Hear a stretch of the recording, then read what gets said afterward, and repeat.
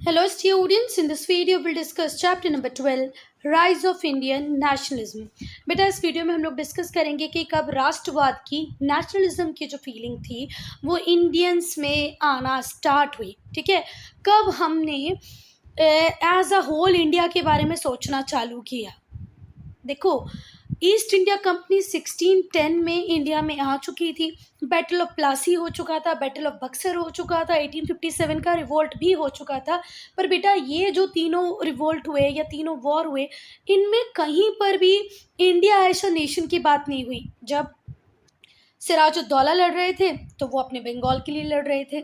जब अवध, दिल्ली और बंगाल लड़ रहे थे, मीर कासिम जब लड़ रहे थे, तो बच्चा इनके अपने टेरिटोरियल गेन थे, इनकी अपनी एरिया को लेके प्रॉब्लम थी। ये पूरे इंडिया के लिए नहीं लड़ रहे थे। ऑब्वियसली बात है, लड़ ब्रिटिशर्स से ही लड़ रहे थे, पर इंडिया एज अ होल इनके दिमाग में कोई कंसेप्ट नहीं था। फिर 1857 की बारी आती है, झांसी की रानी झांसी के लिए लड़ रही होती हैं। अवध से बेगम हजरत महल अपने अवध के लिए लड़ रही होती हैं। तात्या टोपे अपने बेनिफिट्स के लिए लड़ रहे होते हैं, अपनी राइट्स की बात कर रहे होते हैं। मतलब इंडिया का कंसेप्ट एज अ होल था ही नहीं। पर अब हम वो देखेंगे कि वो कंसेप्ट कैसे डेवलप होगा against the oppressive exploitative practices of Britishers. Impact of British rule. तो बेटा ये जो मॉडर्न इंडियन नेशनलिज्म था, इसका राइज ही होता है टू चैलेंज फॉरेन डोमिनेशन। जो ब्रिटिशर्स हमारे ऊपर रूल कर रहे थे, हमें परेशान कर रहे थे, भले हम ट्राइबल कम्युनिटी हों, भले हम पीजेंट हों, भले ही हम किंग हों, क्वीन हो, हर किसी को ब्रिटिशर्स ने परेशान कर रखा था। हमारा ट्रेड टोटली ख़त्म कर दिया था, हमारे हैंडीक्राफ्ट इंडस्ट्रीज़ को टोटल ज़ीरो पे ला के छोड़ दिया था। तो जो ये जो मॉडर्न इंडियन नेशनलिज्म है, ये किसके अगेंस्ट में राइज हो रहा है? फॉरेन डोमिनेशन के अगेंस्ट में राइज हो रहा था उस टाइम में। ये एक रिएक्शन था against what? Against oppressive and exploitative practices और nature of the British rule. एक टाइम के बाद बेटा ब्रिटिश रूल बहुत ज़्यादा एक्सप्लॉयटेटिव होता जा रहा था, बहुत ज़्यादा ऑप्रेसिव होता जा रहा था। इसके अगेंस्ट में हमारा रिएक्शन था in the form of Indian nationalism. देखो, हमारे पीजेंट्स परेशान थे, मतलब फार्मर परेशान थे, पीजेंट्स परेशान थे, हमारी ट्राइबल कम्युनिटी परेशान थी, हमारे किंग क्वीन परेशान थे। इवन जो हमारे सिपाही थे वो भी एक टाइम के बाद ब्रिटिशर्स से बहुत परेशान हो गए, क्योंकि इनकी जो पॉलिसीज़ होती थी बहुत डिस्क्रिमिनेटरी होती थी। ठीक है, दूसरी बात ये भी थी कि जो हमारे इंटरेस्ट थे, इंडियन लोगों के जो इंटरेस्ट थे, वो हमेशा क्लैश करते थे। किसके इंटरेस्ट के साथ? ब्रिटिश इंटरेस्ट के साथ। इंडियन जो इंटरेस्ट थे हमेशा क्लैश किए किसके? ब्रिटिश इंटरेस्ट के साथ। अब देखो, इंडियन अगर लोग होंगे, इंडियन पीपल होंगे, तो व्हाट दे वांट, वो चाहेंगे कि भैया हमारी इंडियन इंडस्ट्री प्रमोट हो, इंडिया में बहुत सारा टेक्सटाइल बने, वो पूरे वर्ल्ड में एक्सपोर्ट हो। पर वहीं ब्रिटिशर्स क्या चाहेंगे? नो नो नो, इंडिया सिर्फ रॉ मटेरियल सप्लाई करेगा, गुड्स तो हमारे ब्रिटेन में ही बनेंगे। हमने इतना बड़ा इंडस्ट्रियल रेवोल्यूशन के थ्रू इतनी मशीन्स लगाई है, उसका यूज़ कैसे होगा? उसके लिए रॉ मटेरियल देगा इंडिया, फिनिश गुड बनाएगा इंग्लैंड, और इंग्लैंड पूरी दुनिया में, ब्रिटेन पूरी इंडिया में उसको सप्लाई करेगा। इंडिया की कोई ज़रूरत ही नहीं है कि वो कुछ बनाए। तो इस तरीके से हमारे इंटरेस्ट कैसे थे? कॉन्फ्लिक्टिंग थे। ब्रिटिशर्स ने इंडिया को जीता ही इसलिए था बेटा कि वो अपने खुद के इंटरेस्ट को इंडिया में प्रमोट कर पाए। किसके बदले में? हमारे इंडियंस के हक को सेक्रीफाइस करके, हमारे राइट्स की बलि देके वो अपने इंटरेस्ट की भरपाई करते जा रहे थे। देखो, अगर किसी एक पर्टिकुलर व्यक्ति को गेन चाहिए तो दूसरे का लॉस होगा ही ना। तो यहाँ ब्रिटिशर्स ने इंडिया को जीता for the promotion of their home industry, for the promotion of Britain, for gaining more resources for Britain. तो इसमें अल्टीमेटली लॉस किसका है? किसके इंटरेस्ट सेक्रीफाइस हो रहे हैं? इंडियंस के। अगर बेटा हम 1857 के पहले की बात करें, जब फर्स्ट वॉर ऑफ इंडिपेंडेंस नहीं हुआ था, जब ईस्ट इंडिया कंपनी इंडिया को कंट्रोल करती थी, ब्रिटिश क्राउन नहीं करता था। तो जब ईस्ट इंडिया कंपनी हमें कंट्रोल कर रही थी बेटा, जो हमारा एक्सप्लॉयटेशन था वो बहुत ही डायरेक्ट था और हार्श था। डायरेक्ट मतलब हमें दिखता था भाई कि ये लोग हमें परेशान कर रहे हैं, ये लोग हमारे लिए एक ऐसी सिचुएशन बना रहे हैं जिससे हम कभी बाहर नहीं आ पाएंगे। पर 1857 के बाद में जब ब्रिटिश क्राउन इंडिया को कंट्रोल करने लगा, तो सिचुएशन बहुत सटल हो गई। क्या सटल? इसका जो प्रोनाउंसिएशन है भैया बहुत ही अलग है, ऐसा प्रोनाउंसिएशन है इसका, सटल। ठीक है, आप लोग गूगल पे देख भी सकते हैं। सटल। और सिस्टमैटिक हो गया। अब सेटल का मतलब क्या होता है? जटिल, कॉम्प्लिकेटेड। मतलब जब ब्रिटिश क्राउन हमारे ऊपर रूल करने लगा तो उसने सिचुएशंस को और ज़्यादा कॉम्प्लिकेट बना लिया। मतलब हमें लगे भी नहीं कि हमारा एक्सप्लॉयटेशन हो रहा है और सिस्टमैटिक तरीके से हमारा एक्सप्लॉयटेशन हो भी रहा था। सडन, ठीक है, चलो। सो 1857 के पहले जो कुछ हमारे साथ हो रहा था हमें विजिबल था, और उसके बाद तो थोड़ा कॉम्प्लिकेटेड जटिल प्रोसेस हो गया, पर सिस्टमैटिकली एक्सप्लॉयटेशन तो हो ही रहा था। 1857 के पहले जो इंडिया था उसे एक्सप्लॉइट कर रही थी कंपनी, ईस्ट इंडिया कंपनी। और 1857 के बाद हमें एक्सप्लॉइट कर रहा था नेशन। कौन सा नेशन? ब्रिटेन, या ब्रिटिश क्राउन भी आप कह सकते हैं। ब्रिटिश क्राउन हमें एक्सप्लॉइट कर रहा था। इम्पैक्ट जो था इस एक्सप्लॉयटेशन का वो हर सेक्शन के ऊपर था, ठीक है। देखो, फार्मर्स भी परेशान थे, इंडिगो प्लांटर्स भी परेशान थे, जूट प्लांटर्स भी परेशान थे। तो जो लोग, ट्राइबल कम्युनिटी थी वो भी परेशान थी, उन्हें फॉरेस्ट से निकाल दिया था। किंग की, क्वीन की प्रॉपर्टीज़ कंटिन्यू लेते जा रहे थे तो वो परेशान थे। पेंशनर परेशान थे, कभी भी उनकी पेंशन रोक दी जाती थी। तो हर सेक्शन का एक्सप्लॉयटेशन हो रहा था। पर ये समझने में हमें सेवरल डिकेड्स लग गए। सेवरल डिकेड्स मतलब 1610 तो छोड़ दो, 1757 से हम लगा लेते हैं कि इस टाइम से पॉलिटिकल डोमिनेंस इसके पास पावर आ गई थी ब्रिटिशर्स के पास। 1857 में हम पहली बार खड़े हुए और हमने लड़ाई की। तो मतलब लगभग 100 साल से ज़्यादा हमें लग गए इनके ट्रू नेचर को समझने के लिए। So it took several decades to comprehend the true nature of British rule. और हम एक लिंक बैठा पाते कि भाई अच्छा, ये ब्रिटिश पॉलिसीज़ हैं, इनके और इंडिया में जो पॉवर्टी बढ़ रही है इसके बीच में कोई लिंक है। थोड़े मूर्ख हुआ करते थे उस टाइम में हम, कि हमको समझने में ही सेवरल डिकेड्स लग गए, इतनी सड़ी सी बात समझने में ही सेवरल डिकेड्स लग गए कि there is a link, there is a strong link between India's poverty and British rule. पर ठीक है, फाइनली समझ गए, ये बड़ी बात थी। बहुत सारे आर्म्ड रिवोल्ट्स हुए बिफोर 1857। 1857 के पहले भी बहुत सारे रिवोल्ट हो चुके थे। कूका रिबेलियन इसमें से ही एक था। ये जो रिबेलियन था इसको करने वाले थे Sikh under the leadership of Guru Ram Singh. Kuka rebellion जो था उसको करने वाले थे सिख कम्युनिटी, और उन्हें लीड कौन कर रहे थे उस टाइम में? गुरु राम सिंह। ये प्रोटेस्ट था, देखो, कुछ लोग कुछ चीज़ों को जल्दी समझ जाते हैं, कुछ को समझने में प्रॉब्लम लगती है। तो गुरु राम सिंह इस बात को समझ गए थे कि डेलिबरेटली, जानबूझकर जो ब्रिटिशर्स हैं वो हिंदू और मुस्लिम में लड़ाई कराना चाहते हैं, एक रिफ्ट क्रिएट करना चाहते हैं, एक गैप बनाना चाहते हैं। तो ये बात गुरु राम सिंह को समझ में आ गई थी, इसीलिए उन्होंने प्रोटेस्ट करना स्टार्ट किया।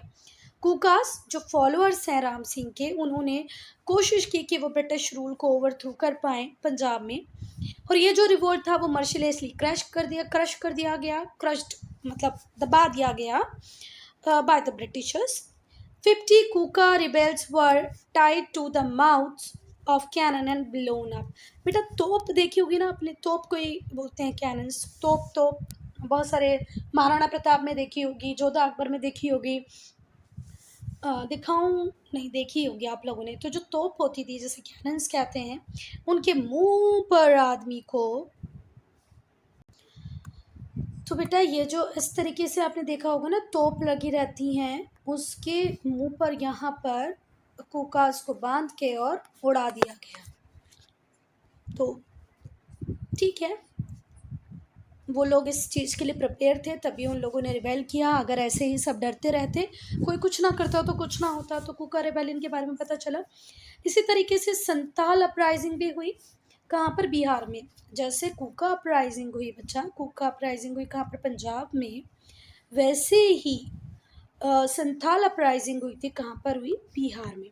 इसे भी पूरी तरह सप्रेस कर दिया गया। फिर बंगाल और बिहार में इंडिगो रिवोल्ट्स हुए। इंडिगो का मतलब होता है नील।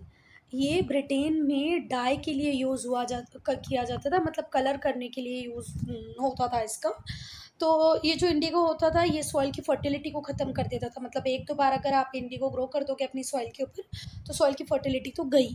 तो जो फार्मर्स थे वो चाहते थे कि वो राइस और वीट ग्रो करें, इंडिगो ग्रो ना करें, पर ब्रिटिशर्स मानते ही नहीं थे। तो ये जो पीजेंट्स थे, इन्होंने इंडिगो जो पीजेंट्स थे इन्होंने रिवोल्ट किया अगेंस्ट द ब्रिटिश।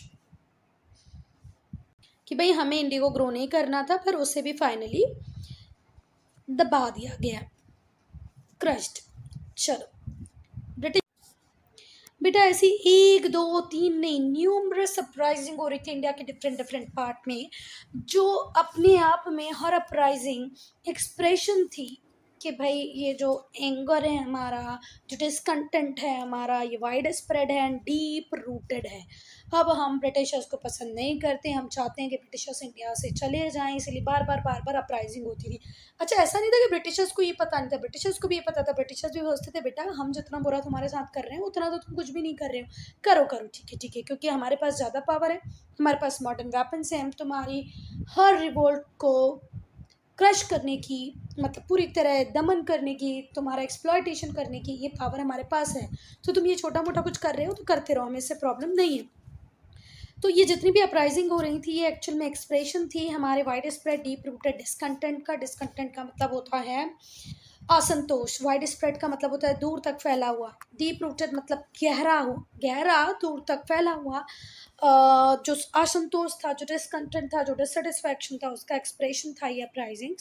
पर ब्रिटिशर्स को एक इतना पंजी, मतलब इतना थोड़ा भी फ़र्क नहीं पड़ता था, जीरो के बराबर फ़र्क भी नहीं पड़ता था, 0.1% भी उन्हें फ़र्क नहीं पड़ता था हमारी इन सब से, है ना। उन्हें कोई रियल थ्रेट था ही नहीं हमसे, because they were regional and short lived. देखो मैं वही बोल रही हूँ कि अब तक हम ये नहीं सीख पाए हैं कि हमें we have to fight for India, हम सबका एम कॉमन है, हम सबका एनिमी कॉमन है, ये फीलिंग अब तक नहीं आई है। तो ये जितने भी छोटे मोटे जो झगड़े होते थे ब्रिटिशर्स इस बात से और जीते जाते थे, ये जो अपराइजिंग हो रही थी उनको क्रश पूरी तरह कर देते थे, पूरी तरह उन्हें हरा देते थे, इस वजह से क्योंकि ये जो अपराइजिंग थी बच्चा ये रीजनल लेवल पे होती थी, ठीक है। एक कल इसने कर दी, परसों उसने कर दी, 2 दिन बाद किसी और ने कर दी, तो ब्रिटिशर्स को पूरा टाइम मिलता था कि वो अपने आप को डिफेंड कर पाती थी। नेशन की बात कोई नहीं कर रहा था अब तक, सब अपने अपने रीजनल इंटरेस्ट को लेके लड़ रहे थे।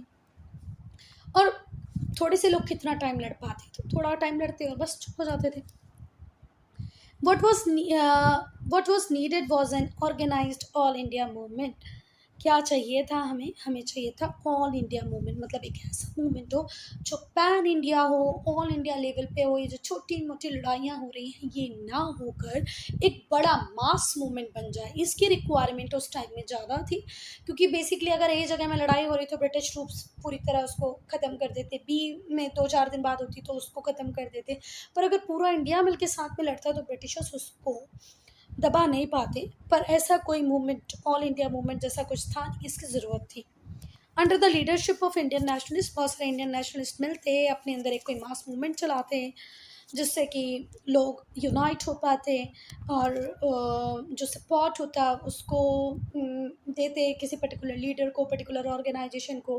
तो सपोर्ट के साथ वो ऑर्गेनाइजेशन आगे बढ़ती, ब्रिटिशर्स से लड़ाई करती, लोग अपने आप को यूनाइटेड फील करते। तो ऐसी इस बात की थोड़ी सी अभी कमी थी। Than causes of rise of nationalism, क्या वो रीजंस थे, क्या वो कारण थे जिनकी वजह से नेशनलिज्म का राइज होता है। अब बेटा ये जो चैप्टर है वो नेशनलिज्म की बात करता है, तो नेशनलिज्म का मीनिंग आपको पता होना चाहिए। तो आप लोगों को लर्न करना है what do you mean by nationalism या डिफाइन नेशनलिज्म। तो कैसे लिखेंगे आप कि नेशनलिज्म एक पेट्रियाटिक फीलिंग है। नेशनलिज्म क्या है, एक पैट्रियाटिक फीलिंग है, राष्ट्रवाद की भावना है, देशभक्ति की भावना है। और ये जो पैट्रियाटिक फीलिंग है वो किसकी है, लव एंड लॉयल्टी की। भाई जिस कंट्री में मैं रह रहा हूँ मैं उसे लव करता हूँ, मैं उसके टुवर्ड्स लॉयल हूँ, ठीक है। जब आप अपनी कंट्री के टुवर्ड्स लॉयल रहें, उसे लव करें, तो इससे ही क्या कहते हैं बच्चा, नेशनलिज्म। तो नेशनलिज्म एक पैट्रियाटिक फीलिंग है, लव की, लॉयल्टी की, ठीक है। ये वो स्पिरिट है जो आप में कब आएगी बच्चा, जब आप लोगों का एक कॉमन हिस्ट्री होगी, कॉमन कल्चर होगा, कॉमन टेरिटरी होंगी, कॉमन इकोनॉमिक और पॉलिटिकल गोल होंगे। जैसे आज हम इंडिया के लोग क्या चाहते हैं, इंडिया वर्ल्ड की फर्स्ट लार्जेस्ट इकॉनमी बन जाए, ठीक है। हम सबका कॉमन पास्ट है, ब्रिटिशर्स ने हमारे ऊपर रूल किया है, हम लोगों का कल्चर सेम है। तो जब ये सारी चीज़ें सेम होती हैं तो नेशनलिज्म की फीलिंग ऑटोमेटिकली जनरेट हो ही जाएगी। तो ये वो स्पिरिट है जो किससे आएगी बच्चा? Common history, culture, territory, economic and political goals. बहुत सारे और भी फैक्टर होते हैं बच्चा जो नेशनलिज्म इन इंडिया के बर्थ के लिए ज़िम्मेदार थे। मतलब कुछ ऐसे इवेंट हुए जिनकी वजह से हमें यूनाइटेड होके एक मास स्ट्रगल करना पड़ा, और उसी यूनाइटेड मास स्ट्रगल के पीछे जो रीज़न था, जो पीछे जो फीलिंग थी, वो थी नेशनलिज्म की फीलिंग, राष्ट्रवाद, कि भैया अब हमें हमारी कंट्री को बचाना है। चलो, इम्पैक्ट ऑफ रिवोल्ट ऑफ 1857, जो 1857 की क्रांति हुई थी, उसके क्या इम्पैक्ट थे, क्या प्रभाव थे? तो बेटा ऑब्वियस सी बात है कि 1857 में हमें आज़ादी तो नहीं मिली थी, है ना? हम फॉरेन डोमिनेशन से इंडिपेंडेंट तो नहीं हुए थे। Then too it shook the foundation of British empire. No doubt हमें आज़ादी नहीं मिली उस टाइम में, पर 1857 ने ब्रिटिश फाउंडेशन को हिला के रख दिया था। The revolt of 1857 had failed to rid India of foreign rule, but it however succeeded। कुछ हद तक ये सक्सेसफुल था क्योंकि इसने ब्रिटिश एम्पायर के फाउंडेशन को, ब्रिटिश प्रेजेंस इन इंडिया को शेक करके, मतलब हिला के रख दिया था। और एक और बात है बेटा कि थाउजेंड्स ऑफ जो पीपल थे, थाउजेंड्स ऑफ एम्परर थे, कॉमन पीपल थे, फार्मर थे, या और भी कोई कम्युनिटी थी, वो इससे इंस्पिरेशन ले रही थी। ये आई ओपनर की तरह था न्यू जनरेशन्स ऑफ इंडियंस की, मतलब आने वाली जो जनरेशन्स थी इंडिया की, उनके लिए आई ओपनर का काम कर रहा था। बहुत सारी चीज़ें इससे जो हमारे नेशनलिस्ट थे वो सीख पा रहे थे। तो ऑब्वियस बात है कि हमें आज़ादी नहीं दिला पाया, पर कुछ हद तक ये इंडिया में सुधार करवा पाया। फिर ब्रिटिश फाउंडेशन को इसने हिला के रख दिया था, और हज़ारों लोग इस वॉर से इंस्पिरेशन लेते हैं। आज भी इंडिपेंडेंस डे हो, 26 जनवरी हो, कभी ऐसा नहीं होता है कि जितने भी प्रोग्राम हो रहे हैं उसमें झांसी की रानी की बात ना हो, है ना? जो कि 1857 में लड़ी थी। तो ऑब्वियस सी बात है, ये इंस्पिरेशन का सोर्स तो बनता है, एक आई ओपनर है। जो हीरोज़ थे इस रिवोल्ट के, जैसे Rani Lakshmibai in particular became household names. ठीक है, लक्ष्मीबाई, ये नाम कॉमनली हाउस होल्ड हो गए थे। That would spawn thousands of heroes in the year to come. और स्पॉनिंग का मतलब आपको पता ही होता है ना, जब बहुत सारे एग्स ले करती है फिश, है ना? तो उस एग के ढेर को, उस एग का जहाँ पर भी वो होते हैं, उसको हम क्या बोलते हैं? स्पॉन। मतलब तो झांसी की रानी के नाम पे, ये 1857 के नाम पर ही बच्चों बहुत सारे हीरोज़ आने वाले सालों में हमें देखने को मिले। Then western education and modern ideas. अब कई बार हम लोग कहते हैं ना, अपने पैरों पे कुल्हाड़ी मारना। तो इंडिया में वेस्टर्न एजुकेशन को इंट्रोड्यूस करना ब्रिटिशर्स के लिए कुछ ऐसा ही था। Western education is all about liberty, freedom, rationalism, thinking, logic. तो वेस्टर्न एजुकेशन को जब इंट्रोड्यूस किया गया इंडिया में, तो अब इससे बात है, हम इंडियंस भी जब ब्रिटिश एजुकेशन लेंगे तो रीज़न, लॉजिक, साइंस, टेक्नोलॉजी, इन सब को पढ़ेंगे, और इन सब, लिबर्टी, फ्रीडम, इन सब की बात भी करेंगे, है ना? तो जो ब्रिटिश थे उन्होंने वेस्टर्न एजुकेशन को इंडिया में इंट्रोड्यूस किया था। सिर्फ इसलिए इंट्रोड्यूस किया था, उन्हें नहीं पता था कि ये एक ऐसी चीज़ हो जाएगी कि ये हमें ही खा जाएगी, ये हमारे ही ऊपर आ जाएगी। पर उन्होंने वो चाहते थे लॉयल क्लर्क्स, ठीक है, और एंग्लाइज्ड बायर्स।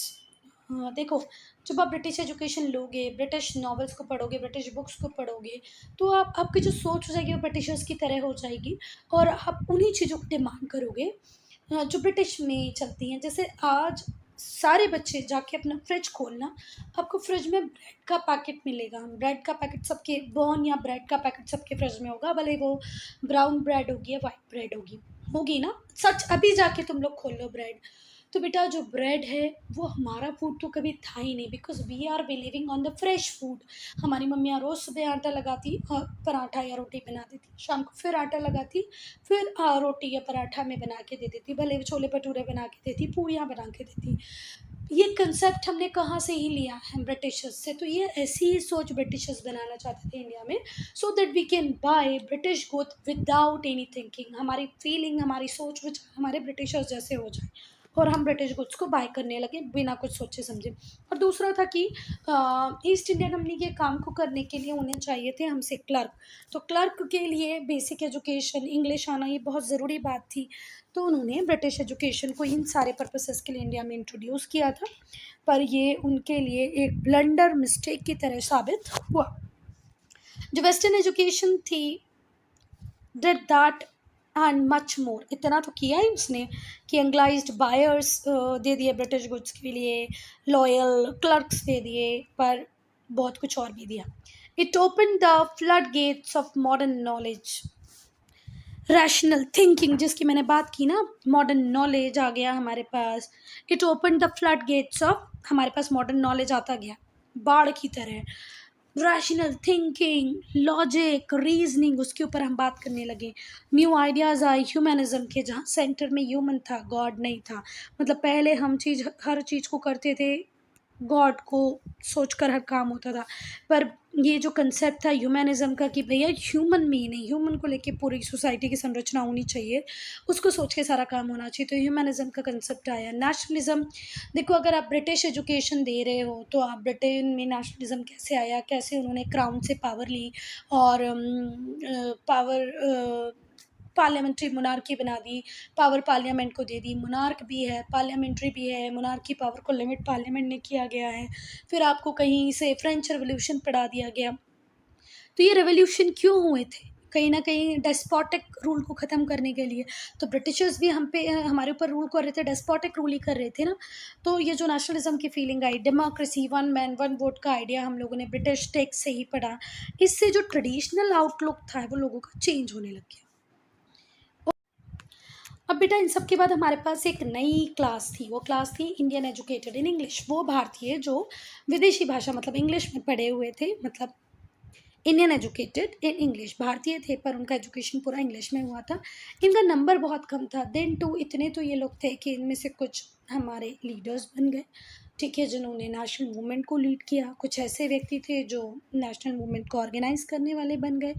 नो डाउट ये कम थे, मुट्ठी भर थे, चंद लोग थे, पर इनमें बहुत दम था, इनकी सोच बहुत अच्छी थी, तो इसलिए हम बोल सकते थे कि ब्रिटिश एजुकेशन से हमें एडवांटेज तो मिला।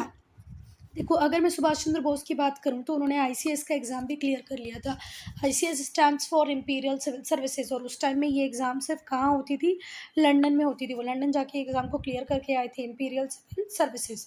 पर इन्होंने की जॉब को छोड़ दिया because he want to, that time he want to serve what India, national movement का पार्ट बनना चाहते थे वो। तो ये है कि भाई एक अच्छा एजुकेशन जब इंडियंस को मिला, इंग्लिश एजुकेशन मिला, इन्हें लिबर्टी, फ्रीडम, रीज़न, लॉजिक समझ में आया, तो इसमें से कुछ लोग ऐसे हमें मिले, जैसे महात्मा गांधी मिले, पंडित जवाहरलाल नेहरू मिले, फिर सुभाष चंद्र बोस मिले, जिन्होंने फ्रीडम स्ट्रगल को लीड किया, ठीक है, बड़े बड़े मास मूवमेंट ऑर्गेनाइज किए इंडिया में।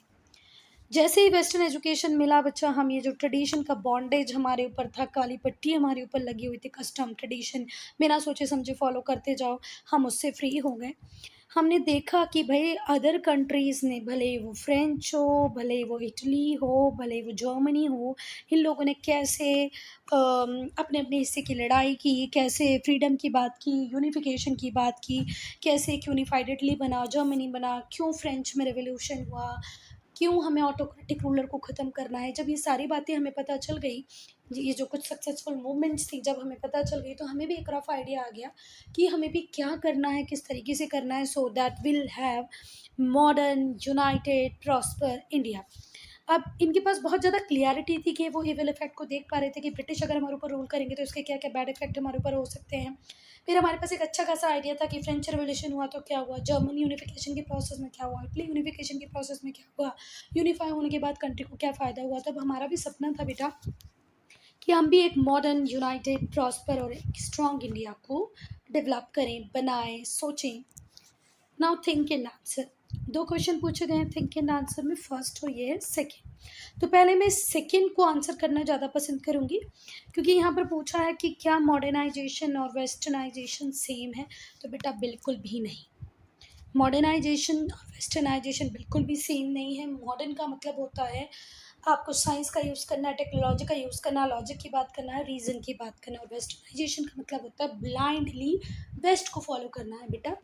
अगर हम यूरोप की कंट्रीज़ की बात करें, भले फ्रांस की, जर्मनी की, इंग्लैंड की बात करें, तो ये वो कंट्रीज़ है बेटा जहाँ पे ठंड ज़्यादा होती है। तो बॉडी टेम्परेचर को मेंटेन करने के लिए उस सीवियर ठंड में सर्वाइव करने के लिए ये लोग बियर, विस्की, रम पी लेते हैं। That is okay for them. पर अब हम एक ऐसे जोन में रहते हैं बेटा जहाँ बहुत ज़्यादा गर्मी है। हमारे यहाँ लोग बियर पी के, विस्की पी के उल्टियाँ करते हैं, तो करेंगे, ऑब्वियसली बात है, गर्मी इतनी है। वो ठंड होती है वहाँ पर, इसलिए वो कोट पहनते हैं। हमारे यहाँ हम इतनी गर्मी में कोट क्यों पहनते हैं? उनके यहाँ भैया खाना बनाने की प्रॉब्लम हो गई, इसलिए वो ठंडी बासी ब्रेड फ्रिज में हमेशा रखते हैं। हम क्यों रखते हैं? हमारी तो मम्मियाँ दिन भर खाना बना रही है, और खाना नहीं तो हम, we are the most populated country. Mummy नहीं बना रही, मम्मी वर्किंग है, तो एक मेड को रखो, उसके लिए जॉब भी क्रिएट होगी, और ऑब्वियस सी बात है आपको गरम गरम खाना मिलेगा। और एक अच्छा मतलब हेल्दी फूड आपको मिलेगा।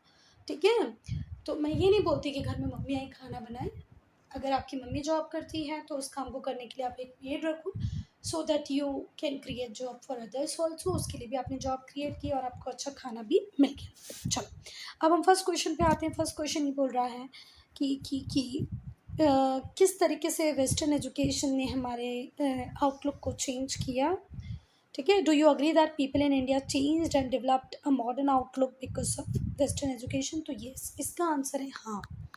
जब हमने वेस्टर्न एजुकेशन को पढ़ा, समझा, जाना, तो हमने पाया यार कि किसी भी चीज़ को ब्लाइंडली फॉलो नहीं करना चाहिए। उसके पीछे के रीज़न को देखो, लॉजिक को देखो। ठीक है, सोचो, क्वेश्चन करो, आर्ग्यूमेंट्स हो, डिबेट्स हो, डिस्कशंस हो, है ना। अ, किसी भी कस्टम में, ट्रेडिशन में अनटचेबिलिटी हो, या तो वर्ण सिस्टम हो, कास्ट सिस्टम हो, ये क्यों है, क्या है? क्या हमें गॉड ने एक ऐसी यूनिट बना के भेजा जिसे हर बात में लड़ना ही चाहिए, भले वो कास्ट को लेके, वर्ण को लेके हो, कस्टम को लेके हो, ट्रेडिशन को लेके हो? ऐसा नहीं है। तो भाई कुछ तो बात थी वेस्टर्न एजुकेशन में कि महात्मा गांधी कभी भी कोई डिस्क्रिमिनेशन नहीं करते थे among Brahmins and untouchables. Same outlook था पंडित जवाहरलाल नेहरू का। तो वैसी बात है, यहाँ मेरा आंसर होगा यस। क्योंकि इंग्लिश एजुकेशन के बाद ही हमने बिलीव करना सीखा साइंस पे, टेक्नोलॉजी पे, है ना।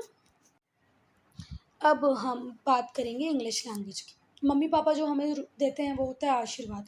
ऐसे ही इंग्लिश लैंग्वेज भी हमारे लिए आशीर्वाद की तरह थी, हमारे लिए ब्लेसिंग्स की तरह थी। कैसे? देखो, हमारा प्यारा भारत बहुत ही अच्छा भारत है, जिसमें कम से कम 1600 से ज़्यादा तो लोकल लैंग्वेजेस हैं। 22 अब आज हमारे पास, आज करंट डेट में शेड्यूल्ड लैंग्वेजेस हैं। और इसी लड़ाई के चलते हमने कोई नेशनल लैंग्वेज नहीं बनाई। मलयालम को नेशनल लैंग्वेज बना दी, तमिल को बना दी, तेलुगु को बना दी, ये बड़ी लड़ाई थी। संस्कृत नहीं बना सकते हैं अभी। क्यों नहीं बना सकते? संस्कृत स्पीकर कम है, तो हिंदी को बना दी। ये लड़ाई आज तक हम ख़त्म नहीं कर पाए, इसलिए India has national no national language. ठीक है, we have two official language, that is Hindi and English. पर कोई भी नेशनल लैंग्वेज नहीं है। इतनी बड़ी कंट्री जहाँ 1600 से ज़्यादा भाषाएं हैं, पर भी नेशनल लैंग्वेज नहीं है, बड़ी बात है। पर क्या ही कर सकते हैं। देखो, तो इंडिया का एक रीज़न था जहाँ पर तेलुगु स्पीकर थे, कहीं पर तमिल स्पीकर थे, कहीं मलयाली स्पीकर थे, कहीं कन्नड़ स्पीकर थे, कहीं मराठी स्पीकर थे, कहीं गुजराती स्पीकर थे, पंजाबी स्पीकर थे। फिर इस बेल्ट में चलती थी हिंदी स्पीकर थे, बांग्ला स्पीकर थे, और इनकी तो बात ही अलग है ईस्टर्न स्टेट्स की। तो भाई, अगर किसी मध्य प्रदेश के व्यक्ति को यहाँ बात करनी हो, इसको हिंदी आती है, इनको कन्नड़ आती है। अगर गुजरात के व्यक्ति को यहाँ बात करनी हो तो गुजरात के व्यक्ति को गुजराती आती है, यहाँ के व्यक्ति को तेलुगु आती है। कोई कॉमन बॉन्ड ही नहीं था कि आपस में बात कैसे करें। आज तो फिर भी इनको इतनी हिंदी आती है कि जब भी हम जाते हैं तो ये थोड़ी बहुत ऊट पटांग सी हिंदी बोल के काम चला लेते हैं। या तो हम नॉर्थ इंडियंस को इतनी टूटी फूटी इंग्लिश आ गई है कि हम उनसे इंग्लिश में बात करके काम चला लेते हैं। But before it was not like that. Before तो भैया बड़ी समस्या थी, इल्ले इल्ले करते रह जाते थे दोनों, और बात तो हो ही नहीं पाती थी। तो इतनी बड़ी कंट्री में एक कॉमन लैंग्वेज बन गई इंग्लिश। अब एक मलयाली, एक बिहारी से, एक मैथिली बोलने वाले व्यक्ति से, एक मध्य प्रदेश के व्यक्ति से, एक यूपी के व्यक्ति से आसानी से बात कर सकता है। कैसे? इंग्लिश में यस, तो जो इंग्लिश लैंग्वेज थी वो एक लिंक की तरह काम करने लगी एजुकेटेड इंडियंस के बीच में और बहुत सारे इंडिया के डिफरेंट डिफरेंट पार्ट्स के बीच में। इसने एक सिग्निफिकेंट रोल किए प्ले किया इंडिया की यूनिटी को बढ़ाने में। डिफरेंट प्रोविंसेस में लिंग्विस्टिक रीजन्स में भैया इंग्लिश एक ब्लेसिंग की तरह काम की। जो बैरियर थे लैंग्वेज के अब वो टूट गए थे क्योंकि इंग्लिश एक कॉमन मीडियम बन गई थी कम्युनिकेशन का। भले केरल हो, कर्नाटक हो, मध्य प्रदेश हो, उत्तर प्रदेश हो, हर जगह इंग्लिश इंग्लिश इंग्लिश चलने लगी थी। जो एजुकेटेड मिडिल क्लास थी वो डिफरेंट लैंग्वेजेस जानती थी। अब अपने आइडियाज़ को, अपने बिलीव्स को, अपनी सोच को इंग्लिश के थ्रू एक्सचेंज कर सकती थी। एक कॉमन लैंग्वेज बहुत ज़्यादा ज़रूरी है आपको अगर इंडियन आइडेंटिटी को, वननेस की फीलिंग को, यूनिटी को प्रमोट करना है, फॉस्टर करना है, ऑगमेंट करना, आगे की तरफ बढ़ाना है, तो one common bond is badly needed. और ये कॉमन बॉन्ड मिला हमें इंग्लिश में, तभी मैंने इसको बोला कि ये हमारे लिए किस तरह का काम की ब्लेसिंग की। अब बेटा कोई आपसे पूछेगा तो क्या सब कुछ इंग्लिश ने ही कर दिया, हमारी कोई और भाषा का कोई रोल नहीं था क्या, तो बोलना नहीं नहीं जी, बिल्कुल ऐसा नहीं है। हमारी बहुत सारी रीजनल लैंग्वेजेस ऐसी थीं जिन्होंने भी नेशनलिज्म के स्पिरिट को बढ़ाया, मॉडर्न आइडियाज़ को स्प्रेड किया। ठीक है, टाउन्स में, विलेजेस में इंग्लिश का इतना रोल नहीं था जितना रीजनल लैंग्वेजेस का रोल था, तो रीजनल लैंग्वेज का भी एक अपना इम्पोर्टेंस था through out the freedom struggle. भले ही वो स्पिरिट ऑफ नेशनलिज्म को और ज़्यादा स्प्रेड करने की बात हो, मॉडर्न आइडियाज़ को स्प्रेड करने की बात हो, पर इंग्लिश के अलावा भी लैंग्वेजेस थी जिन्होंने अपना रोल बाखूबी निभाया। अब हम देखेंगे common code of law and administrative unity. बेटा ना चाहते हुए भी ब्रिटिशर्स चुन चुन के वो काम कर रहे थे जिससे हम और ज़्यादा यूनाइटेड होते जा रहे थे। ब्रिटिशर्स चाहते थे कि वो ऐसे लॉज, ऐसे रूल्स बनाए जिसको कॉमनली इंडिया के हर प्रोविंस में फॉलो किया जाए। तो जो ब्रिटिश रूल था इनडायरेक्टली क्रिएट ऐसी सिचुएशंस को कर रहा था, ऐसी कंडीशंस को कर रहा था जिससे नेशनलिज्म और ज़्यादा ग्रो कर जाए। ब्रिटिश रूल जब तक नहीं था, जब तक इंडिया बहुत सारे छोटे छोटे स्टेट्स में डिवाइडेड था, छोटे छोटे प्रोविंसेस थे, राजाओं के किंगडम थे, मुग़ल एम्पायर था, फिर मराठा एम्पायर था। ठीक है, हैदराबाद किसी और के पास है तो फिर बंगाल किसी और के पास है, सब कुछ ऐसे ही चल रहा था छुटमुट। डिफरेंट रूलर्स थे, इनके डिफरेंट एडमिनिस्ट्रेटिव सिस्टम्स थे, डिफरेंट लॉज, ट्रेडिशन, कस्टम, नियम कानून सब कुछ अलग हुआ करते थे। लोग अपने रिस्पेक्टिव रूलर और रीजन के लिए लॉयल हुआ करते थे। उनका कोई भी मतलब नहीं था कि दूसरे रीजन के जो कॉमन पीपल हैं वो क्या कर रहे हैं। मतलब नेशनल आउटलुक और नेशनल आइडेंटिटी जैसी तो कोई चीज़ नहीं। मैं फिर से वही एग्जांपल दूंगी कि 1857 तक हम ये लेके नहीं आ पाए थे। हर व्यक्ति जो 1857 की लड़ाई लड़ रहा था, भले वो बेगम हजरत महल हो, भले वो झांसी की रानी हो, भले वो तात्या टोपे हो, इन सब के एम बिल्कुल अलग अलग थे। ठीक है, नेशनल आउटलुक, नेशनल आइडेंटिटी जैसी तो कोई चीज़ इनके दिमाग में होती ही नहीं थी। जो ब्रिटिश थे उन्होंने इस फ्रेगमेंटेड इंडिया को एक यूनाइटेड होल इंडिया बना दिया under the same rule which was made by हूँ, ब्रिटिशर्स। सेम रूल के अंदर में ये फ्रेगमेंटेड, टूटा फूटा, पैच वर्क वाला इंडिया क्या बन गया था, यूनाइटेड। इन्होंने यूनिफॉर्म और मॉडर्न सिस्टम लेके आए गवर्नेंस का, ब्रिटिश प्रोविंसेस बनाई और ब्रिटिश प्रोविंसेस में यूनिफॉर्म लॉज लेके आए जो सारे ब्रिटिश सब्जेक्ट्स के ऊपर फॉलो होते थे। जो लोग थे डिफरेंट कम्युनिटीज़ के, डिफरेंट प्रोविंसेस के, कास्ट के, उन्हें सेम ही रूल्स को फॉलो करना होता था, सेम ही रेगुलेशंस को मानना पड़ता था। दे ग्रेजुअली रियलाइज, उन्होंने धीरे धीरे रियलाइज़ किया कि वो सेम कंट्री का पार्ट है, क्योंकि अब जो जुल्म हो रहे थे वो पूरी कंट्री के ऊपर रहते, जो कानून बन रहे थे वो पूरी कंट्री के लिए बन रहे थे। तो जो कुछ मेरे साथ बुरा होगा या अच्छा होगा, मैं बोलूँगी यार कि यार उसके साथ भी ऐसे ही हो रहा, अच्छा ये भी मेरा ही पार्ट है, मेरी कंट्री का पार्ट है, ये एक कंट्री हो सकती है, हमें यूनाइटेड रहना चाहिए, हमें मिलकर लड़ाई करना चाहिए, ये फीलिंग अब आ जाएगी। ये हम सोचने लगेंगे कि हमारी कॉमन नेशनल आइडेंटिटी है एज इंडियंस। अब जाके आएगी बेटा 200 साल बाद। मतलब 1610 से वो कंपनी आई, पहली वॉर उसने 1757 में की, एक कॉमन मास स्ट्रगल हमने 1857 में किया, इंडिविजुअल एम्स को लेकर, कोई कॉमन एम नहीं था। पर ये फीलिंग लगभग यहाँ से यहाँ तक और इससे थोड़ा सा और आगे जाने में 200 साल लग गए। Then modern transport and communication system, इसका भी एक इम्पॉर्टेंट रोल था। यूनिटी को बढ़ाने, नेशनलिज्म को फर्दर स्ट्रेंथन करने में ट्रांसपोर्टेशन कम्युनिकेशन का एक इम्पॉर्टेंट रोल था, क्योंकि ब्रिटिशर्स ने रोडवेज़ बना दिए थे, रोड का नेटवर्क बना दिया, रेलवे बना दी, पोस्ट ऑफिस, टेलीग्राफ, लेटर निकलने लगे, टेलीग्राफ पे मैसेज देने लगे, रोड से एक स्टेट से दूसरे स्टेट, मतलब एक प्रोविंस से दूसरी किंगडम, एक किंगडम से दूसरी किंगडम जाने लग गए। सोशल मोबिलिटी, इंटरेक्शन लोगों के बीच में इंक्रीज़ हो गया, जो कास्ट के बैरियर थे वो धीरे धीरे करके टूटने लगे। देखो, डिफरेंट पार्ट्स के जो लोग थे, अगर वो ट्रेन में जा रहे हैं, वो भले ही ब्राह्मण हैं, भले ही क्षत्रिय हैं, वैश्य हैं या शूद्र हैं, एक ही कंपार्टमेंट में बैठ के जाएंगे। बस में जा रहे हैं तो आसपास बैठ के जाएंगे।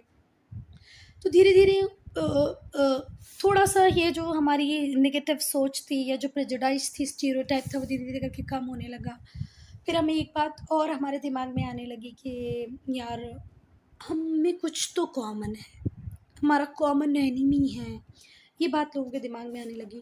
People from different parts of the country grew closer to each other. लोग धीरे धीरे करके एक साथ आने लगे। उन्होंने ये रियलाइज़ किया कि हमारी प्रॉब्लम जो है वो कॉमन है, हमारी जो एस्पिरेशन है वो कॉमन है। हमें अंग्रेज़ों से ही प्रॉब्लम है और हमें अंग्रेज़ों से आज़ादी चाहिए। तो कॉमन प्रॉब्लम अंग्रेज़ हैं और कॉमन एस्पिरेशन है अंग्रेज़ों से आज़ादी।